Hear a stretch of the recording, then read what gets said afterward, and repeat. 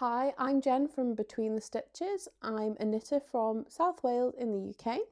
If you're new here, welcome. And if you are returning from watching a previous video, thank you for coming back. Today I'm going to be talking about all things notions, needles, and general knitting accessories and saying, do you need this, or is it a added luxury to have this item, or is it essential as part of a knitter's kit? I will talk about things that I have in the process of this video. I just thought it would be helpful, particularly for any newer knitters, to see what somebody might have in their knitting accessory kit. And if you're wondering about getting something that you've seen and you're not sure whether it's really needed, we can talk about that.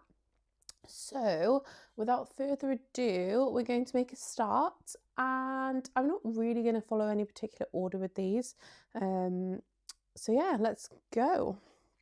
And I think the first place to start is needles. And I'm not going to go into a crazy amount of detail about needles. I feel like that could be a whole separate video, but obviously to knit, you're going to need needles.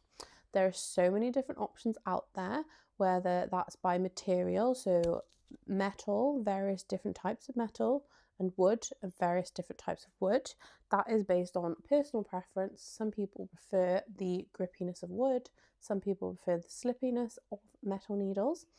I'm personally a metal needle gal myself.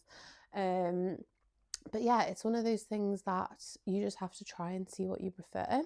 And then there's also so many different types of needles within that. So traditionally people would knit with straight needles, and that's what you may see in popular culture, or definitely like older popular culture is the classic like granny with the big straight needles. Generally more modern knitters have moved away from that, although some people still do use those. People tend to use circular needles now. Within circular needles, there is a lot of variety. You can get fixed circular needles where they just come as one whole needle on a cable attached, and that is what you have. And there is also interchangeable needles where you have multiple cables, multiple needle tips, and you can change them in between. That's what a lot of people tend to go for. And that is what I have.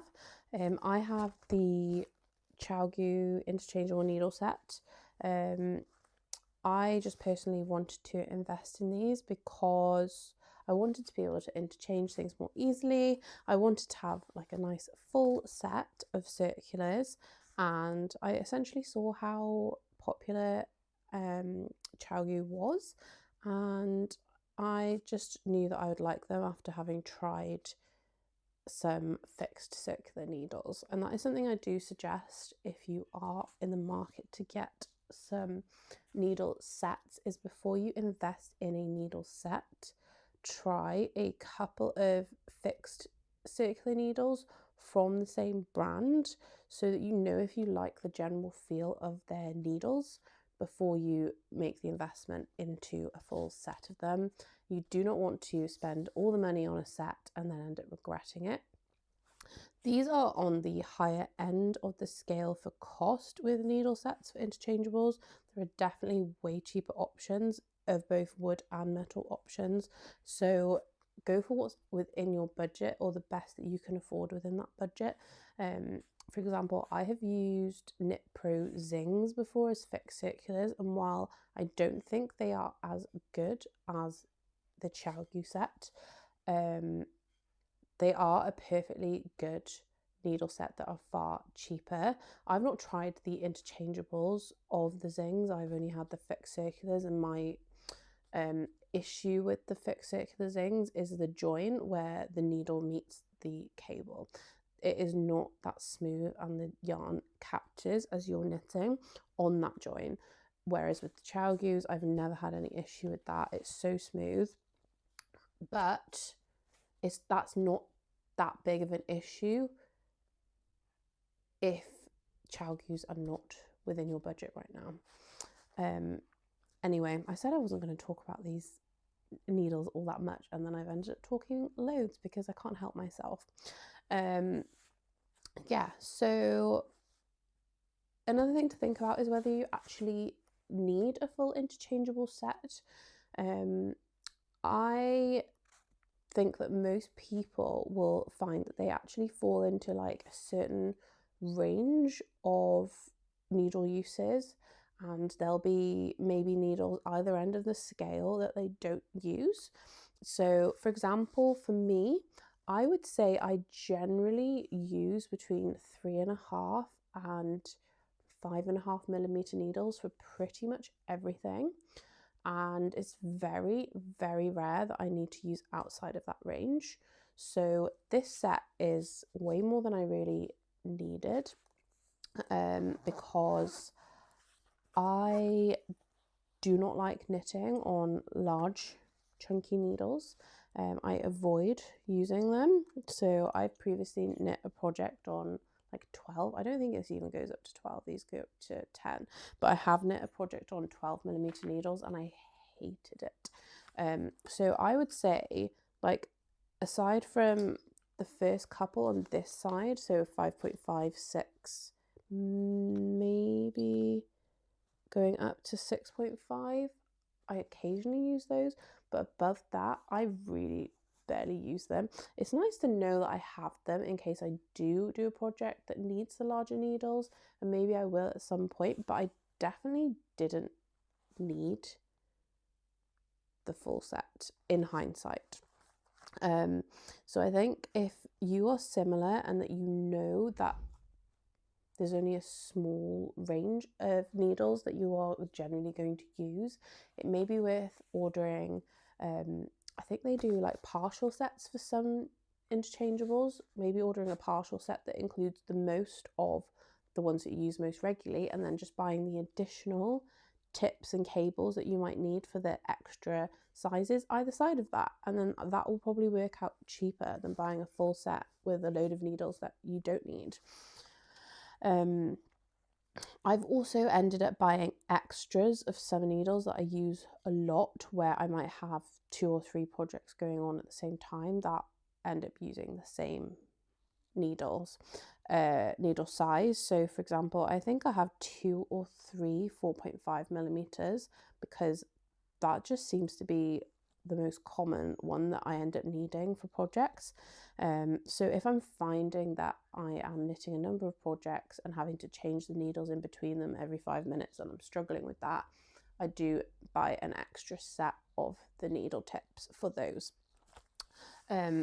It's so customizable and so flexible with needles, but my main thing, as I say, is make sure that you try things out before you commit to a full set.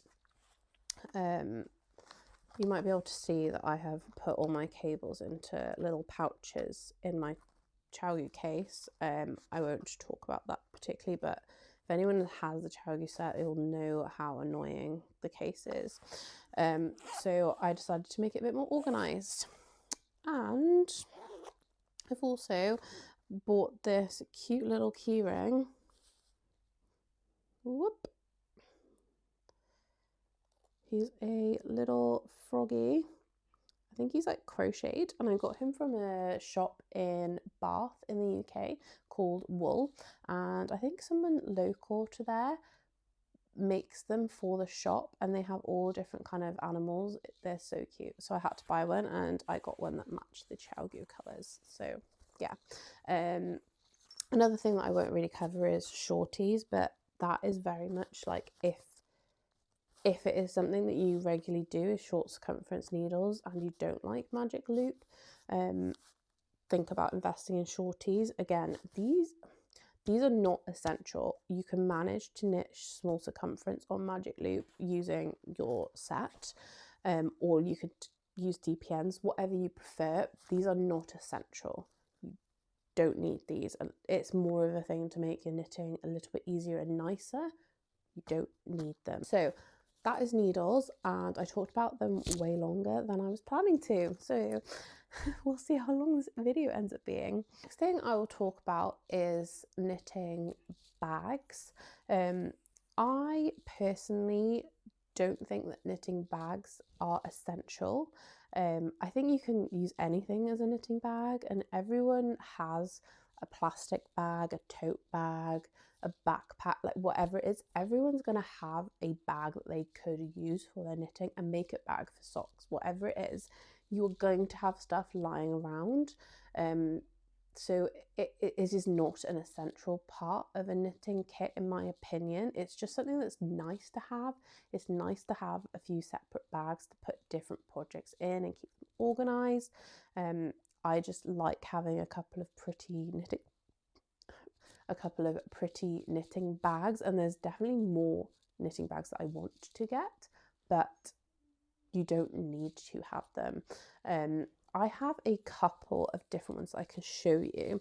The first kind that I have are these, called the Miller bag from Stricker Thurber. I saw these discussed on one of Rebecca Clo's TikTok videos, I think. She loves these bags, and I thought they were beautiful, and I decided to get myself two. I think they're from a maybe Norwegian website, and I had to do the like Google Translate thing on the page to be able to order stuff and work out what I'm doing. But they are so pretty. Everyone is quite unique, and they're made from, I think, recycled sari silks. They have beautiful fabrics, and inside they have, let me just take that out, they have a number of little pockets inside, and the fabric inside tends to be a different fabric. Yeah, a number of pockets, hopefully you can see that. And I find that you can either fit like a couple of small projects in here or one sweater quantity in these bags. They are not the cheapest. You can definitely find like cheaper, pretty floral knitting bags on the market, but I do really like them. This particular one has fared a lot better. My other one, which is like a purpley colour, the silk fabric on the drawstring ties unfortunately had a tiny little tear in it, I think when it came, or like not long after it came to me. So the fabric has kind of over time like pulled away from the tie, which is a little bit upsetting. But it at that point was too late to really do anything about it and contact the company. But this one has had no issues, so I'm assuming that that's quite an unusual occurrence. Who knows? So that's one type of bag I have. Another one is from, I think, a UK company that I bought this from. It's called the Knitting Swan, and this is quite similar, kind of like a bucket bag with drawstring ties. I've not got anything in this at the moment, but there's a number of pockets all the way around. These pockets are much bigger than in the Miller bag. You can get a lot more in the pockets, which is nice. And again, I can just about fit a sweater in here, depending on how chunky the yarn is. I don't think I would have been able to fit my Finest Kind in here because it was such a big bulky jumper, but just like a standard jumper sweater quantity would have been fine. She also sells these leather straps that you can hook on to little tags that are on the side, which is nice. So I tend to use this one quite a bit if I'm taking my knitting out with me. She also sells a different one that kind of opens up into like a more, so it kind of is a basket bag and then it opens up nice and wide, I guess. I don't know the right word. That's another shape she has, and she has lots of different pretty fabrics for them. And also matching notions pouches. This one is getting so grubby looking. I need to wash it really badly, but they do matching ones. So those are the two like pretty knitting bags I have, and then pretty much everything else that I have is in these organza bags, which come with the Wool Warehouse yarn. So whenever I order Wool Warehouse stuff, they send stuff in these bags unless you request for them not to use one of the bags. So I've probably got like 7 or 8 of these bags at this point in various sizes. So these are just really handy, to be honest. So anytime I order from them, I do not opt out of having them because they're just handy to have as knitting project bags. They're just a nice simple one that I didn't have to pay any extra for. It came with the yarn I was ordering anyway. So that is a good idea if any companies that you're ordering yarn from do anything like this. Keep these things. So those are the only kind of knitting bags that I use. As I said, I don't think that these are an essential part of a knitting kit. They are just a nice extra to have. And I think that goes nicely into the Notions pouch I have. Again, I think you can use a lot of different things as a Notions pouch. You could use an old makeup bag. You could use just like a little Ziploc bag if you wanted to. Obviously that's not as aesthetic, but it is practical. It doesn't really matter as long as you can have a way to store things neatly. I've used a pencil case before I had this. So yeah, Notions pouches. I will go through what's in my pouch shortly. I'll just talk about some of my other loose things first. This is a little packet of barber cord, and it's just full of different types of barber cord. I feel that if you are knitting garments like jumpers, sweaters, t-shirts, vests, I personally feel like this is an essential part of your knitting kit.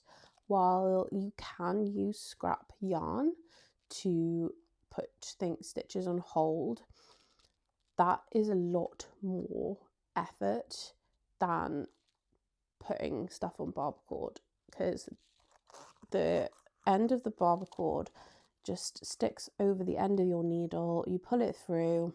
Sometimes I don't even need to take my needles out completely, and then you can easily put the needles back on again. Whereas putting things on and off scrap yarn, you have to kind of like pick up the stitches through that. It's just a lot more effort. So if you're knitting things that require you to try them on quite regularly, I personally feel that this is essential. If you're knitting things that you don't need to try on or are easier to try on without changing the needles out, like a scarf or doing socks on magic loop, things like that, then you don't need this.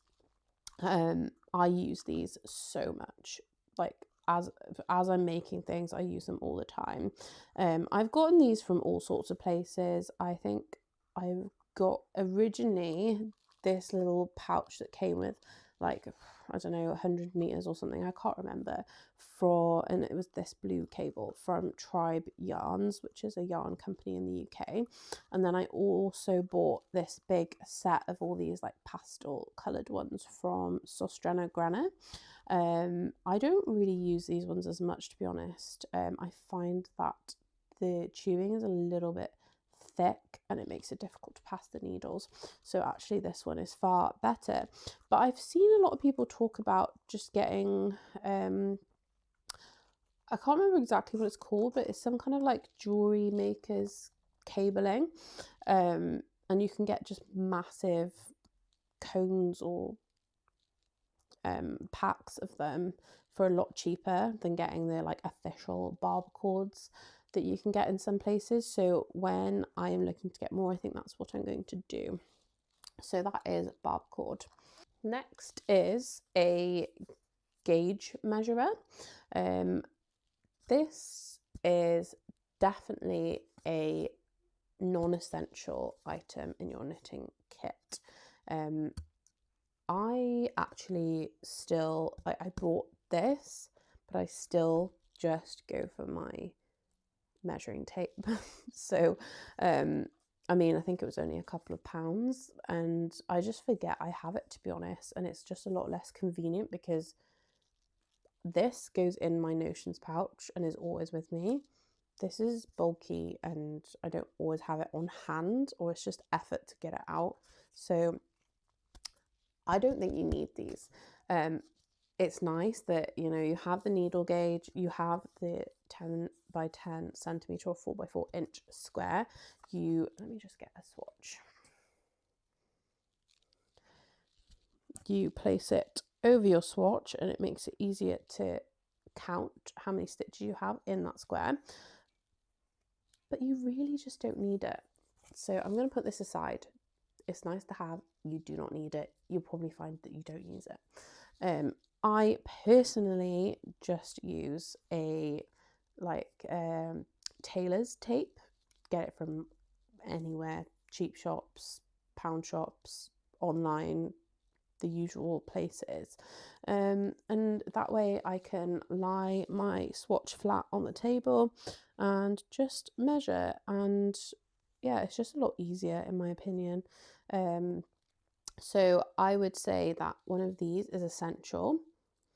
I think that this is also essential from the point of view of measuring yourself or anyone that you're knitting for.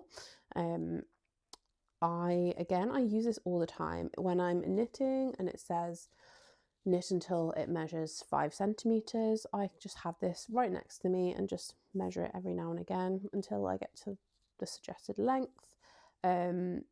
Yeah, I think that you really need something like this. You can obviously, if you have a plastic ruler or wooden ruler lying around, you could use that, but with it being solid, it is just a lot more difficult in my opinion. I find the fabric measuring tape or the tailor's measuring tape much more flexible. Yeah, and it's just multi-purpose in this instance. So yeah, I highly suggest using one of these kinds. It's also really long. I think you can get different lengths, but mine goes to 150 centimeters. I'm pretty sure you can get more than that if you need as well.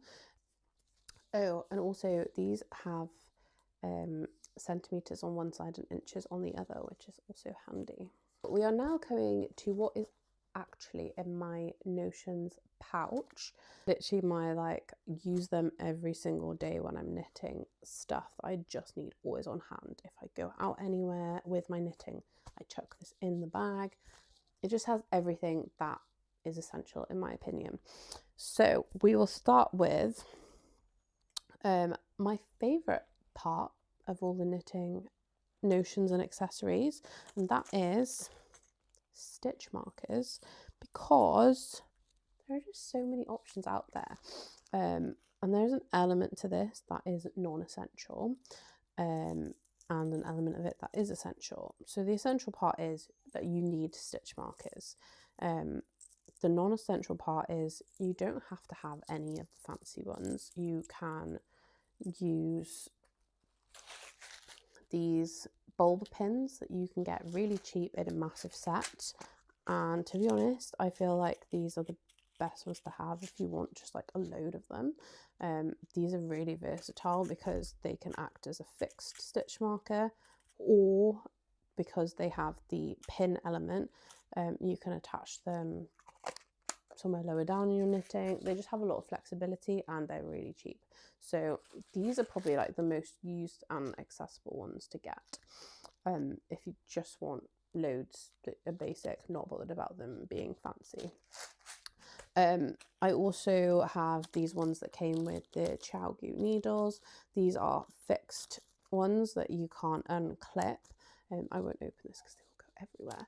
And they're in various different sizes. I do tend to use the little pink ones for my sock knitting because I find a lot of the other standard stitch markers a little bit too chunky. I believe companies like Coco Knits have really nice, like dainty and thin ones that would probably work really well for small circumference and small millimeter knitting, like sock knitting. So those are the ChiaoGoo ones. These are ones, I think these are the first stitch markers I ever bought. These are just Clover basic ones that I got off Wool Warehouse, and these are locking ones. So I do tend to use these quite a lot, particularly for things like raglan increases and stuff. I find these quite handy. And then I've got all my fancy ones. So these are just a set that I ordered, or not I ordered, I picked up in Sostrena Grena the same time as I bought the barber cord, and they just have these really pretty blue beads, some of the little white ones, which actually I think those would work quite well for socks, and then a couple of different ones that stand out a bit more that we could use for beginning of round markers. So yeah, these are nice. And then this is my just like random set of everything else. So I think this originally was just these, they're all muddled up now, just originally these like beady ones, which I got from an Etsy shop, and she had loads of different coloured ones that you could choose from with semi-precious stones, and I do love these. They're really pretty and delicate. And then the other ones are ones that I picked up recently at Wonderwool Wales, which was my first yarn festival, which was fun. So first ones are these very cute strawberries. These ones are just attached to a bulb marker. I just thought they were really cute and couldn't resist them. And then I got a number of, I think some of them are in use right now, but a number of these like metal ones with pretty, so this is a moth, we've got a monstera, and we've got a ladybird, and then there is a cute little fox, which I won't get because I think it's on my list and it's not in reach right now. So yeah, stitch markers are essential, but the type you get, it doesn't really matter. And also some people just use like a little scrap piece of wool that they, I mean, this is obviously attached to something, but you could literally make a little like slip knot like this, obviously not attached to something, and use that as a stitch marker. You don't need to spend extra money on them if you don't want to. I just think the stitch markers are a really fun part of knitting and having something cute like that.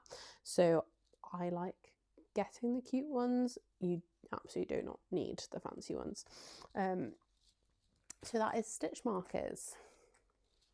Next in my knitting bag of tricks is scissors. These are another essential, and you use scissors a surprising amount when you're knitting. I think with some yarns you can, and I do sometimes just literally break the yarn, but I find some yarns that's not that easy to do. For example, my Lusk with the linen cotton viscose blend, you cannot do that. You need the scissors.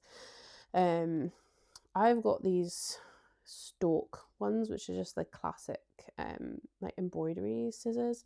You can use any, it doesn't really matter. I just happened to have these from when I did some embroidery back in COVID before I started knitting, so I just continued to use them for knitting. But yeah, you don't have to get these ones specifically.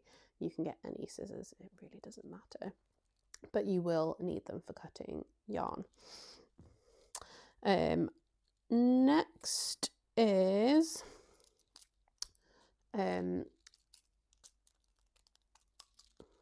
what do we call these? My brain has gone completely blank. These are the like embroidery needles, I guess, or that you would use for weaving in your ends, and also if you're going to sew labels on your clothes, you would use them. So I've got some ones with like really, really tiny eyes on them, and I don't use them. They're just not practical. I do think if I did a bit more like a sewing of labels onto things, I would use them, but I do find that actually they're just so tiny that I don't know why I spent the money on them, to be honest. I guess I bought them at a time that I didn't really understand what I needed them for. So let me put the ones I don't use away. So I have this little plasticky one that came with like a beginner's knitting kit that I bought, and I still use it for things that require a bit of a chunkier yarn. Obviously it's not fine enough for some projects. But I'd say that these three are the ones I use the most, and I think these ones came in this set, and I believe these are also from Clover, like the stitch markers. Yeah, they are. So it comes with a chunkier one, a middle one, and a smaller one, and I find these three are all that I need really for the projects that I make. So you really don't need all the other ones, you just need these. But these are the type of things that do go missing. I've not had that happen except for the tiny ones that I don't really use anyway. But I would say that these are an essential part of knitting, unless you're not planning to weave in your ends, because you will need to weave in your ends. It makes your pieces look more polished, it closes up little gaps.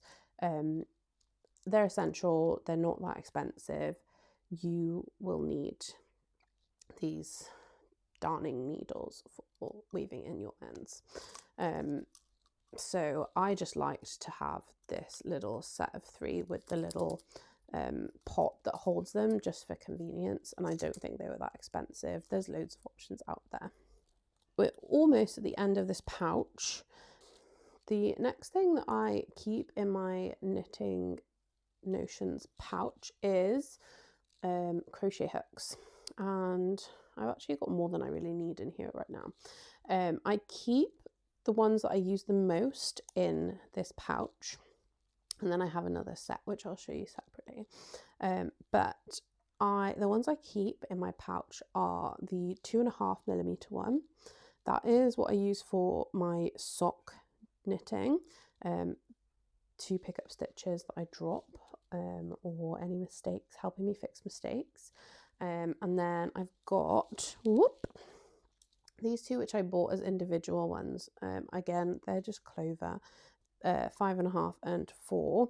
I find I use the 4mm more than the 5.5. This one works just really well for most sweater projects that I do. And then I have this 3.5 one that I got in a crochet kit from the Crochet Society, which I never actually finished, and I ended up throwing out because I decided I didn't want to crochet. But I do use this for picking up stitches and things. So those are the main ones I keep in this pouch. I would say I actually only really need the probably these ones, and not the 5.5mm. I don't really need that one. And then I also have this just basic set of metal crochet hooks that I bought, I think, from Amazon. Not that I want to promote that business, but it's just a full set of metal crochet hooks. Cheap, basic, whatever. They're just handy to have for fixing mistakes. My god, 9mm, I don't think I'll ever use that. They're just handy to have on hand for fixing mistakes and things. I find crochet hooks really helpful. However, I don't think it's essential. There are ways for you to pick up drop stitches and fix mistakes without a crochet hook, and that is something, if I've dropped a stitch down like maybe a couple of rows, I don't really use a crochet hook anymore because I'm quite used to just doing it on my needles. And I'm sure if you're interested in that, you could find videos on how to do that without a crochet hook. But if you are having to drop back a huge number of rows, or dealing with quite a complex design and having to fix things and pull things back up like 10 plus rows, I really think having crochet hooks on hand is useful. It just makes it a lot easier, a lot less stressful. And yeah, so while you can get away with not having them, probably I wouldn't want to be without at least 1 or 2 crochet hooks. Like you don't need a huge number of them, you don't need a full set, but just pick ones that fit with the type of gauge that you tend to knit at, and that will be enough. Oh, I also found a little label that says made with love. So these are things like haberdashery wise that you can add to your things that you knit, and I've got a load of cute labels lying around that I just don't use. So I by the time I finish a project, I do not have the will to sit and sew on a label. The only time I have actually done that is with a jumper that I made for my husband, because it was a raglan jumper with short rows at the back. I just knew that he would not be able to work out what was the back and what was the front, so it was just easier for me to sew on a label for him. So that's the only time I've ever sewn on a label. I know how to work out what's the front and back on my own things that I've knit. So again, not essential, nice to have. But mine just sit around and not being used. I really should, because it's just a nice little touch. But yeah, that is my Notions pouch. There's just a few other things to talk about that are non-essential, I would say. This is a little yarn ball holder. Hopefully you can see that. This was gifted to me by my sister-in-law as a Christmas present, I think this year. I think she got it from Sostrena Grena along with a little bit of yarn from there. And if you are someone who likes to, stand in the kitchen while you're cooking and have your sock knitting and knit away, and you find it annoying having to leave your yarn on the floor in a pocket and finding it difficult to unravel it as you're going, this is something that's handy to have, that you can do it on your wrist and knit away, and the ball will just sit on here. But not essential. There are ways around it. I would probably just chuck the yarn on the floor and let it bop about if I didn't have this. So yeah, nice to have, not essential. I'm getting pins and needles in my legs, so I'm going to sit in a different position. The two last things I'll talk about are ball winders and yarn swifts. So I have a basic plastic ball winder, and I've got the, I think